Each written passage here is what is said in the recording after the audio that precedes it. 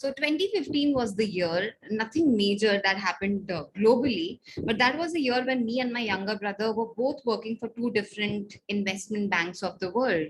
And we realized that, the decimals after the unit place in a currency, any currency, where was that rounding of money going after working in banks? And today I have somebody after 7 years who I can ask this question very rightly. So, hello world, this is Shruti Pandey, and today I have with me Rathin Shah, the founder of Spenny. Thank you so much, Rathin, for giving me your time, and I hope I made sense while giving that introduction. No, you did. Hi, Shruti. How are you? No, you definitely did. And thank you so much for inviting me over. That's definitely a very interesting story for sure. I mean, I am all for getting the best of the people here to, make your knowledge and wisdom accessible to commoners like me and many others. So thank you so much for giving me your time. So before we get into the three questions that I have for you, would you want to say something, or shall we just dive into the three questions? We can. I mean, let's just dive head first, as you were mentioning earlier. Let's just go for it. Let's just do it. Okay. My first Yes. question for you is I'll give you premise to this because, again, you and I have graduated a while back, and given the current education scenario and everything going virtual, I want to also understand your take on, the BE degree. So you have come Mm. from an engineering degree background, specifically in electronics and instrumentation. So I want to understand, did that degree help you in any way? Got it. Right. So this has been there's been a lot of people who are dropping out these days, and it's a topic of conversation and contention whether should you go for a college education at all or not. And so at the outset, I have no pro or against opinion on it. I just think that it really depends on you as a person and on the situation of your life. And I have been on both sides of the coin, so I can speak about that. But it really depends on you as a person. Now, if you break down going to college, why does someone go to, especially let's speak about undergrad right now. So why does someone go for their first college experience ever? There are two parts to it. One is obviously the education part. The second is the networking part. And by networking, I don't mean just networking per se, but I mean like the lifelong friends you will make, the crazy experiences you will have, the plethora of potential clubs and departments that you'll get exposed to, where you will get to know things that, oh, you are interested in this or that, and there's a great time and place to experiment. So it's that angle. And the first part is obviously the education. I do very strongly believe obviously that education definitely is very readily available on YouTube. It's available on courses. There are courses out there. Everything is available. So yes, if people think from that perspective, maybe going to college isn't the best way to sort of your bang for your buck basically. But if you think about the other side, it's all of these other life experiences that literally create you as a person is why I think you should go to college. And I think is why I would go to college. If you are in some way, shape or form able to get those experiences outside of college somehow, then great, good for you. Then you don't need to probably go to college. For most people, however, that is not the case. For most people, this is a time and place where they are going out of their homes, their cocoons for the first time. They're meeting the outside world. They're making new friends, getting worldly experiences. And I think for those things, I think it's a decent investment. It's definitely a good investment. And so, yeah, that's my answer to it. The electronics part, I'm not really sure if that is really applicable or not. And I don't know, because I don't know the Kirchhoff's law anymore. So to be honest, electronics is not something that is that's the focus here. It's the part that what college you went to. So I come from BITS Pilani University. So having a good brand there makes a lot of sense, because your peer group is what's going to make you and support you over the next 10 years of your life as you go on with your career.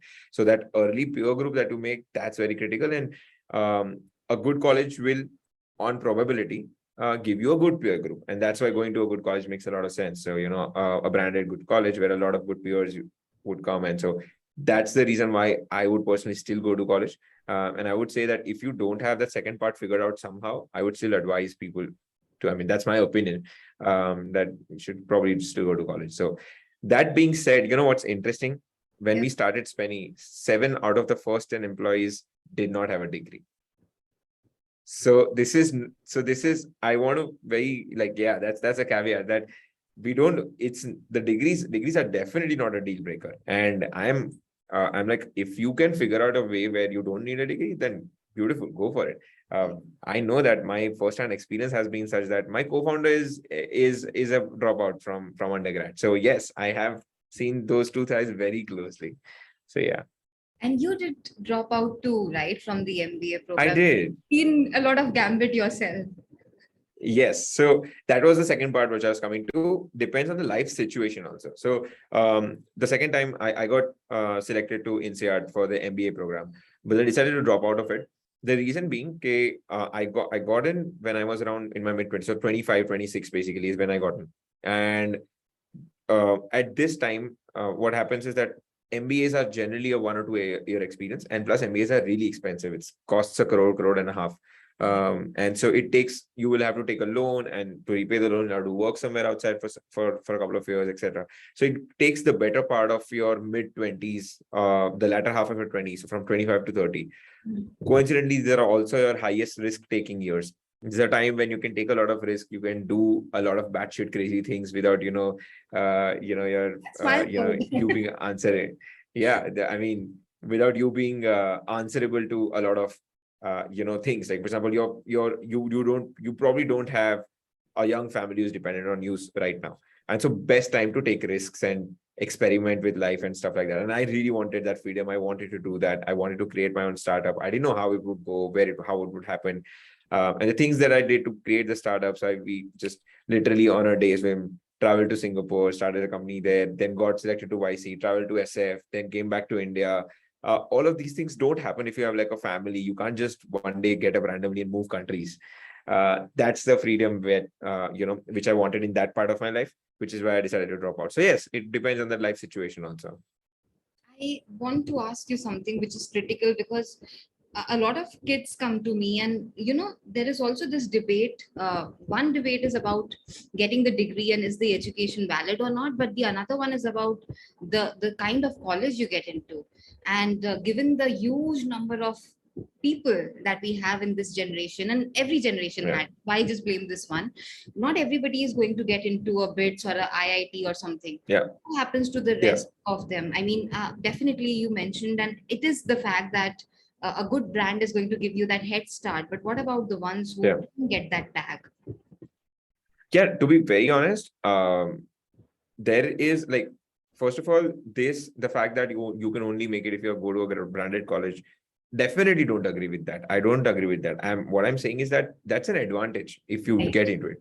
Right. That being said, if you don't, there is absolutely nothing that has changed. As in, there is literally no, you can say disadvantage if you go to a college which is not super branded. Because okay, think about this. Where a lot of the people, especially even right now, who come to Spenny, who come from like tier 3 places or no name colleges, etc., they are way more talented. They have a burning desire in them. They have a chip on their shoulder to prove something, and they really do tenacity work, which is so resourceful. They're resourceful people. They can create things. They can take responsibility, etc. So yes, it doesn't really matter that you have to go to a branded college or not. It's just that, okay, think about it this way: whatever you're going to get out of a college, if you have it in a way, shape, or form outside of it, then you don't need to go to college. And if you don't have it, then you need to go to college. Simple as that. So yeah. Makes sense. Makes sense. No, thanks for clarifying. I didn't want people to, get that thing that, okay, oh my, Yeah, no, you're right. that happens. And people and kids Yeah. these days, with all the sham that we see everywhere, they just stick things to their mind. So I just wanted to understand and have that clarified. Moving on to my second question that I have for you is, how has your early days of KPMG or JP Morgan Chase helped you in your career? Yeah. To be very honest, that has what really made me what I am in terms of everything that I know in terms of my work is because of the early days, especially JP Morgan. So I credit JP Morgan a lot because that's where I really grew and developed as a person, in terms of as a professional, as someone who can take responsibility of work and then deliver on it and stuff like that. A lot of that credit goes to my mentor and my manager at that time, Samuel Banerjee. So he was the one who really, I think that I look up to even today. I mean, the way he led team, the way he led the team, the way he, taught us how to like really go through, like, get down on, get serious about our work and how to make things happen, etc. That is something that I'll take for life. And that is something that still helps me today. For example, say if you are given a task, or if you're given, say, a particular job, it's your responsibility to then figure out how to do, what to do, break it down into steps, start executing, talk to people, find out resources, research about it, and then create and analyze all this information, create an Excel model of sorts, put it in a way which is presentable, make a pitch deck out of it. It teaches you about analysis. It teaches you about the sales aspect, as in your pitch aspect, etc. And all of this with a very keen attention to detail. Investment banks focus a lot on attention to detail, and I think that is so critical. That's one of the biggest things that's lacking amongst people, and that was so deeply ingrained in us that it still is a part of our DNA now. And so that all of this is something that you can't take away from. These are the things that make you as a professional person. And so, yeah, I think literally everything that I know today and everything that I do today is credit to my sort of work during JP Morgan and the mentors and the peers that I had at JP Morgan. I don't want to take anything away from you or from JP Morgan, but I'm pretty sure I had a big smile all the time when you were giving this answer, because I am a JP product myself. And when I was Yes. researching your profile, I was like, what if you and I crossed paths, because we were in the same office almost during the same time. And I have worked in 2 startups for the past 3 years. And I can say this hand on heart, those 2 startups also couldn't give me the exposure and platform the way JP Morgan has given me. I mean, Yeah. ironic. It is totally absurd and ironic, but the 3 years at JP, I think I can write books about my experiences. And I feel so honored and happy that I was at that place, because you're absolutely Yeah. right. It taught us so much. So Yeah. thank you for being so genuine about a question like that, really. No, definitely. No, I genuinely believe this, and I know for a fact that that has impacted me so much. And in fact, even the idea that came about for Spenny was somehow rooted in that, and we can talk about it in a bit. But yeah, definitely have, I owe it to JP a lot for Yeah, everything. in my introduction, which I said, I was at JP when I was seeing those figures, and I was like, where is the round of money going? So, Yeah. yeah, we were thinking on similar lines, but you did it better Yeah. than I. You So, were just being humble. Yeah. no. And I want to finally address the elephant in the room, which I was saving until now, which is my final question for you. So, how did Spenny really happen? Yeah. Right. So, a little premise to that as to how Spenny happened. While I was working at JP Morgan, a lot of sort of friends and family would keep asking questions like, where should we invest? And given the fact that we were working with finance in and out, it is only natural that a lot of friends and family would ask that, where should we invest? Do you have any stock tips, etc.? And what's really interesting was that all of these people were really well-educated people who had access to Google, had access to all resources of investing, had access to everything that is required to start investing. And yet it is difficult for somebody to start investing. And so this is a part of the story which is important to how we then come about to the idea. And eventually, before starting Spenny, I was just figuring out what I really wanted to do. I was trying out a bunch of things, tried out like comedy and music and stuff like that. And then I realized I wanted to get back into startups. And in startups, I realized that given the fact that I had a finance background, we could do something interesting in this. So me and my co-founder Gaurav, who also has a lot of interest in finance, both of us were sort of figuring out in fintech what to do. That's when the element during my JP years that sort of came back to me, in the sense that, what, very few people in India invest, and that's not because there's a lack of knowledge or lack of time. It's mainly because there is too much information, and people get overwhelmed with the amount of information that exists, A, and B, there are too many decisions to make, which leads to a decision fatigue on the user. And that's why people don't invest. So to elaborate this, for example, if I were to ask a new person to, as in a person who has never invested before, if I were to ask that person to start investing today, that person would most likely, first of all, go to Google, start with how do I start investing, etc. And they'll be bombarded with the amount of information that exists. Okay, oh, you have to read up this, oh, you have to read up that. Oh, by the way, there are 2,000 mutual funds. Oh, you need to know when to invest, where to invest, how to invest, and Yeah. all of this under 100 other decisions that come with it. Now, think from that person's perspective. That person is going to be scared. It's going to be overwhelmed with the amount of decisions that you need to take, as the amount of knowledge you need to take before you start investing. And of course, you still have the fear that, oh, what if I lose my money even after doing all of this? So you blame yourself. So that pressure is too much. We decided what we want to do is to create a product which can take away this decision fatigue from the user and make it very simple, make it very automated. And most importantly, needs to have a habit inducing feature.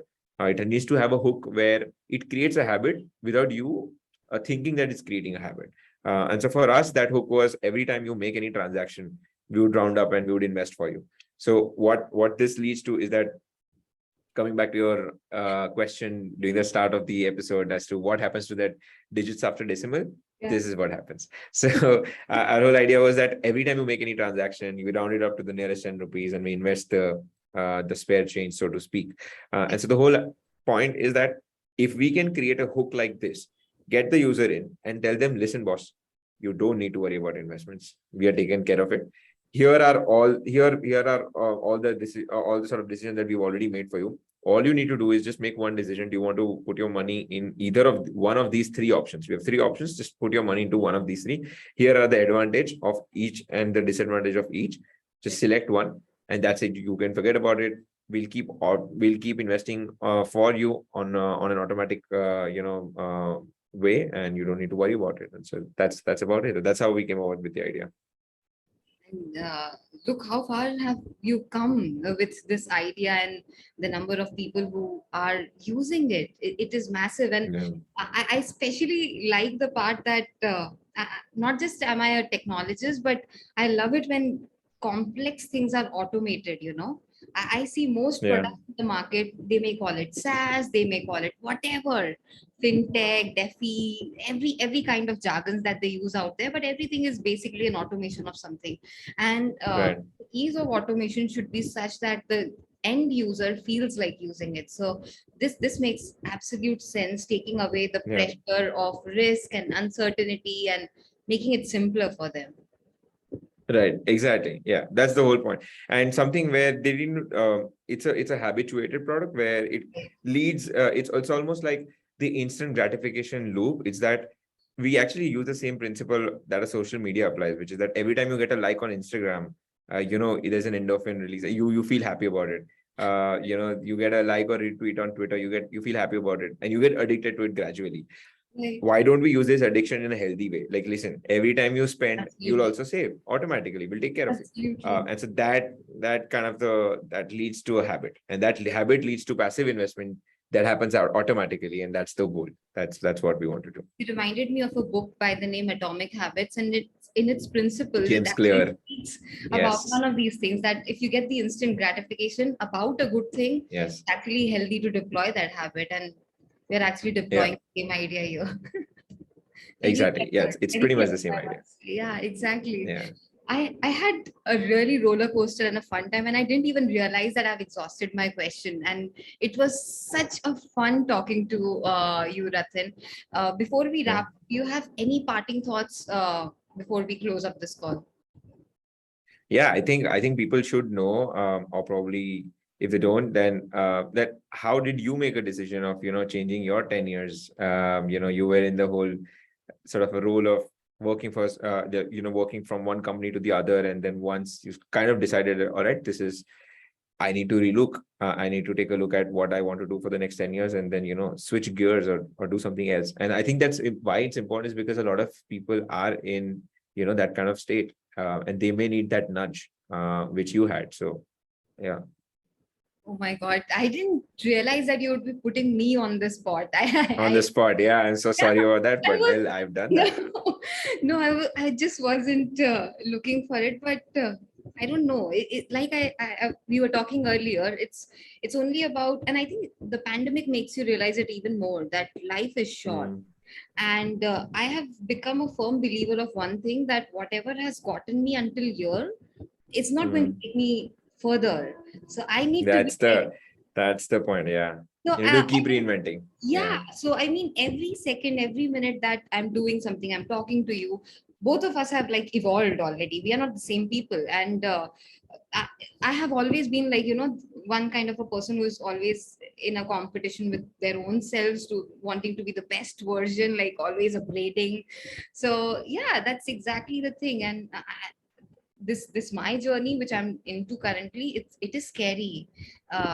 I don't come from a corporate family, and this was not something that I had ever thought of. But if I don't do this now, then when? So Exactly. it's Yeah. basically about that, and I don't want to get into more of me getting the limelight, because this is your talk and I Definitely. want Yeah. to be the star of this interview. But maybe some other So, day yeah. we'll talk again, and Yeah. we'll do this. Definitely. If Yeah. not, No, thank you. Thank you for that. Yeah. This was a lot of fun. thank you so much. And it was a pleasure talking to you. And I hope you keep reaching the stars and make not just the finance world proud, but even India at large proud, because that's how I see the next level of startups and people coming from India, as you guys are all representing Yeah. us globally. So, Yeah, well, yeah. Thank you so much for that. Thank you so much for the wishes. And hopefully, yes, hopefully we keep continue growing and hopefully we keep continue to make that impact. Yeah. absolutely. Thank you. Awesome. All right. Yeah. Thank you.